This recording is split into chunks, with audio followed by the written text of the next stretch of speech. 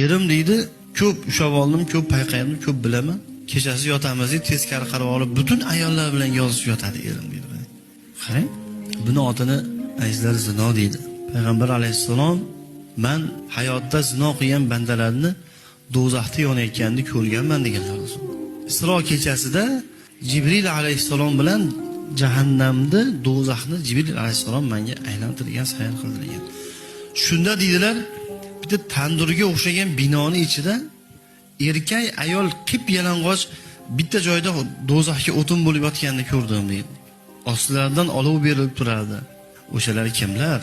Teskari qarab olib, uylangan bo'lsa ham yonida haloli turib, o'sha halol ayoli turib teskari qarab olib, bari 10-15 ta xotinlar bilan, qizlar bilan rasmingizni tashlaying, qayerdansiz, yoshingiz nechida deb, bari o'shalar o'sha tandir ichida yonayotganlar, Alloh saqlasin. Zino deydi buni otini, zino deydi.